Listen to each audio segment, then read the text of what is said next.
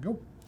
Hey everybody, welcome back to Play the Game. I'm Daniel, and today we're taking a first look at Northgard Uncharted Lands. Hachette sent us a copy of this game to look at, and we have gotten to play in. So I just wanted to do a first impressions. Now this is not an in-depth review, and we're not going to go into a super detailed how to play, but I will go over a little of that just so you can understand kind of what we're talking about. But this is a 4X game.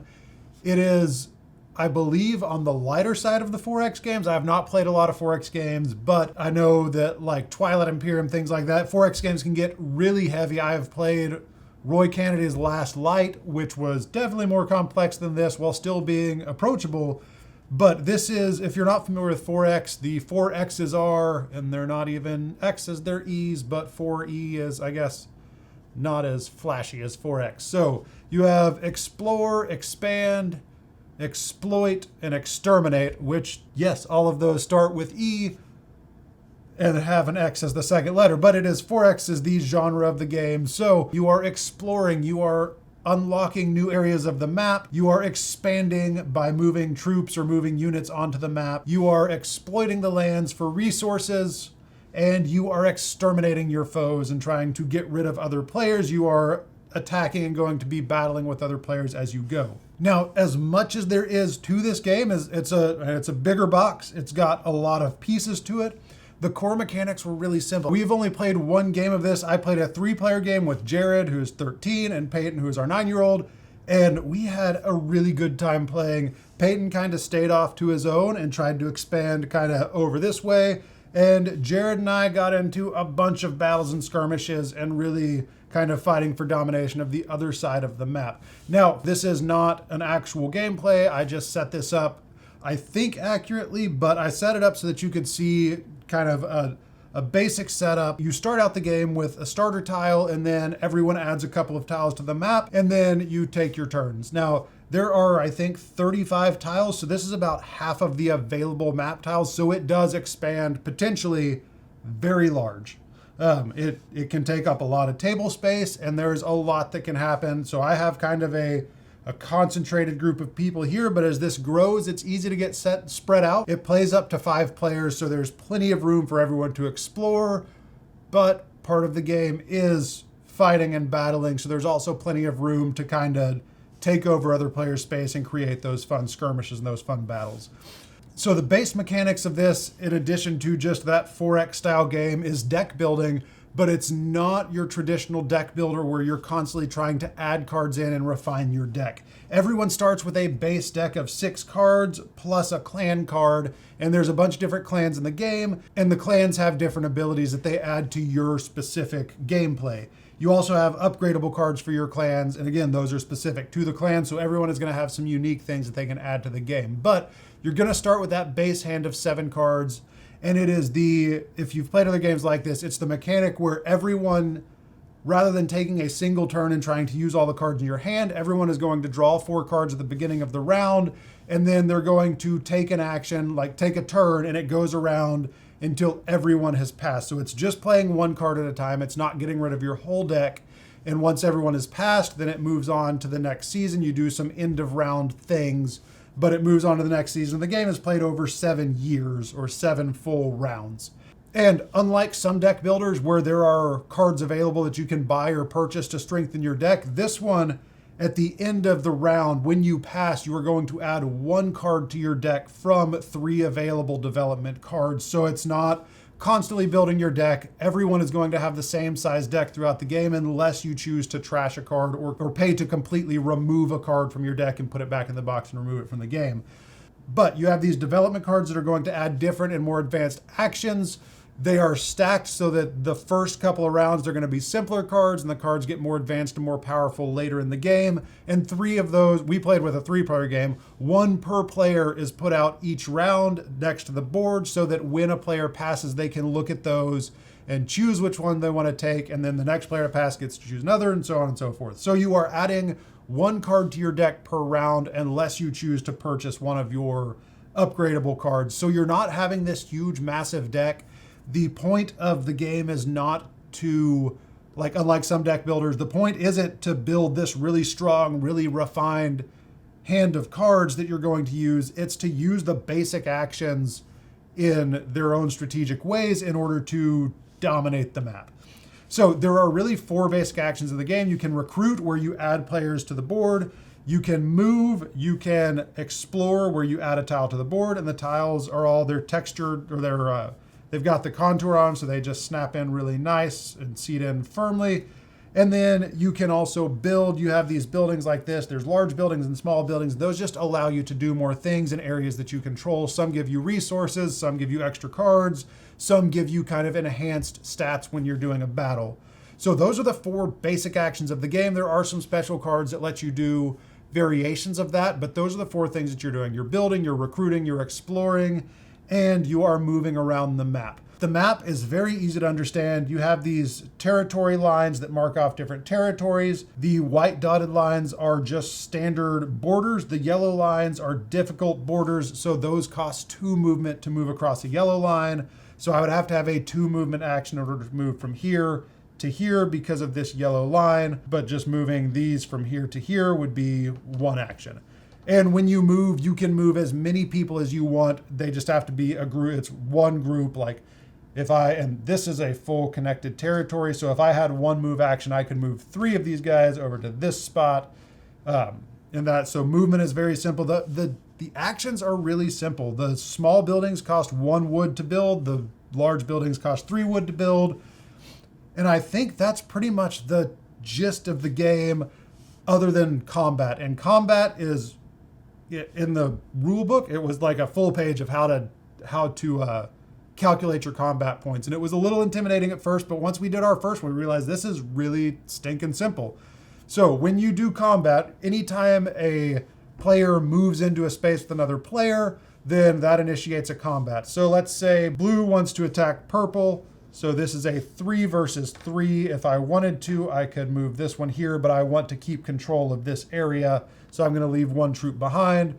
So blue moves these 3 troops in here. That initiates a combat between blue and purple. You start out, it's the axe symbols is how you determine combat points, and then these skull symbols are casualties. So you have axes and skulls. If you have things like this right here, this large building, if this is in the area, that adds 2 axes to whoever controls that. So if this large building was in here, which purple controlled first, then when blue moves into that area, purple has their base 3 axes plus the 2 from this. But I know this area doesn't have space for a large building. So it is just a 3 versus 3. And then you can also discard apples to gain additional axe points. Everyone has to say how many they're discarding, but players can spend apple resources to get extra combat points. And then once everyone has that, then they roll their dice. So let's say purple rolls a 2, so purple now has 5. And blue rolls a single axe or a skull, so they can choose whether to inflict a casualty or use one of those points. And I actually did that backwards. This would have been blue's because the attacker rolls first. So blue rolled first, blue has 5, purple has 4 or 3 and a casualty. So I think in this scenario, I would inflict a casualty because I can't win the battle. So blue loses 1 person, but then purple has to move to either an unoccupied area or an area that they control. So we'll push these 3 guys over here. Blue inflicts no casualties, so purple is just pushed out of that area. They don't actually lose any players. So that is how combat works. It's really simple. There's like pretty much anything that impacts combat has an icon on it that's going to tell you what it does. If you have this little small building here, that inflicts an extra casualty. This is the only other building that impacts combat. That adds the 2 axes like we talked about before, but it resolves really quickly. You just count up the characters. If your cards, like some of these cards have, like the warrior card adds an axe. So if you played it, so if blue had played this card to move into this space and then attack, then they would have an extra axe icon, an extra attack point in that battle. So it really is, everything that you're doing in the game is really simple to execute. But as that map grows and as you play, I can really see how it would be. There's a lot of strategy and a lot of I ended the game by controlling 3 closed spaces that had large buildings. That is one of the triggers for the end of the game.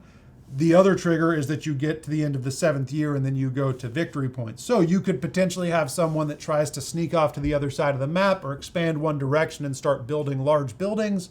And then they could end it sooner and other players would be forced to go over there, because if it's ended that way with the large buildings, you don't count victory points. If someone is able to achieve that, they win immediately at the end of the year. So they do have on their turn the ability to build those buildings, and then someone could come in and take over those territories to stop them from winning. But there's plenty of different ways, and the map is big enough that if you want to spread out, you can, or if you just want to fight and just battle it out, you can do that too.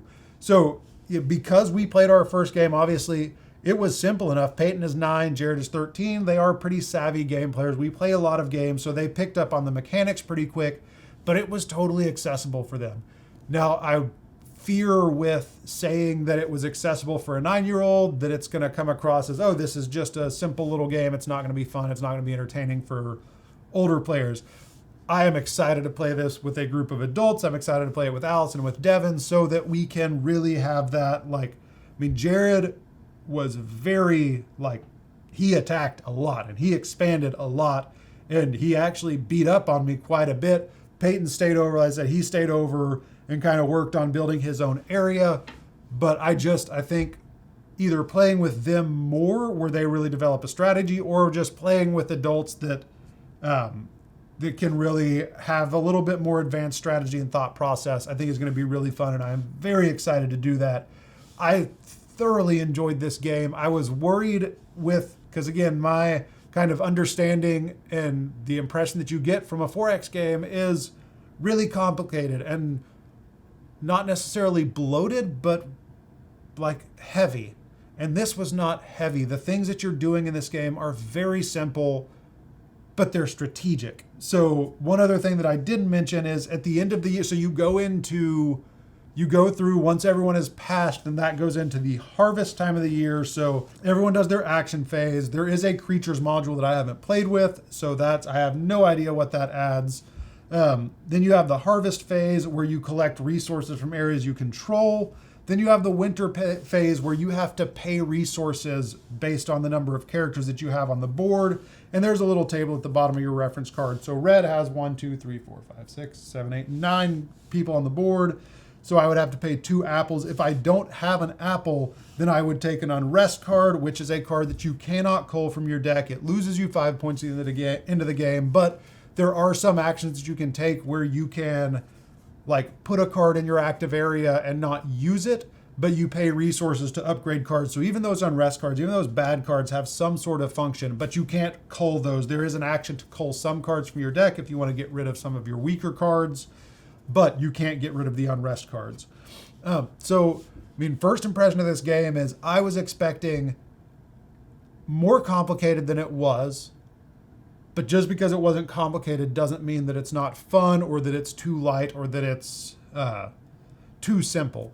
It's got plenty of strategy. It's got plenty of weight to it to make it fun and enjoyable. Probably takes an hour, hour and a half. If you're playing with 4 or 5 players, it's probably going to take a couple hours. There's going to be a lot of interaction. There's going to be a lot of clashing. You have the option to clash or to just kind of build your own stuff. You don't have the option to stop people from attacking you. If someone wants to attack you, they're going to attack you.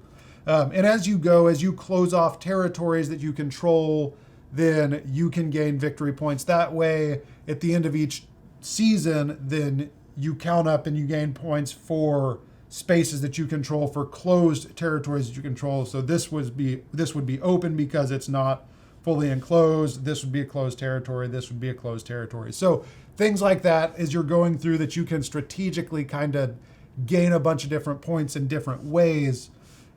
But all in all, I thoroughly enjoyed this game. I'm really excited to play it again. I want to play it with the creatures module. I want to play it with a larger group and see how, as this expands and takes over the entire table, just how it plays, what kind of interaction there is. But this is definitely a game that I am excited to play more. It is a game, when we ended the game, Peyton, who is 9, looked at Jared and said, "Hey, do you want to play again?" So he was ready to jump back in. It was simple enough that it wasn't overwhelming mentally to him where it kind of burned him out on the game after the first play. I think it's really accessible really fun. It's not too mentally taxing. You know, some of those heavier games just get like, they kind of fry your brain after a game. This was not that. This was very fun, very streamlined, very smooth to play, very strategic choices, but not very complex choices. So this is Northgard Uncharted Lands. I'll leave links below to where you can find more information on that. We will be creating more content on this. Again, once we play with the other modules, we'll do a full review. I'll get Allison to get in here and give her opinion on it, and we'll have some more coming on this soon. But for now, this is just my first impression after one game, one 3-player game.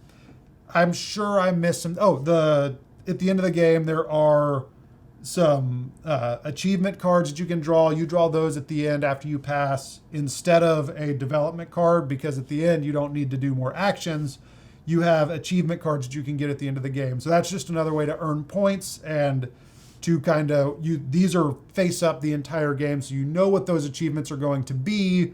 And then you can, if you want to, race to finish your turn first to get the most beneficial achievements, or you can stay and continue playing your cards so that you can kind of build up more points on the board. So yeah, this is Northgard Uncharted Lands. I hope I hit everything. I hope I covered everything. If you have any questions, please leave me a comment. I'm happy to answer those. But for now, I think that's everything. Thank you so much for watching. We'll see you later. Bye.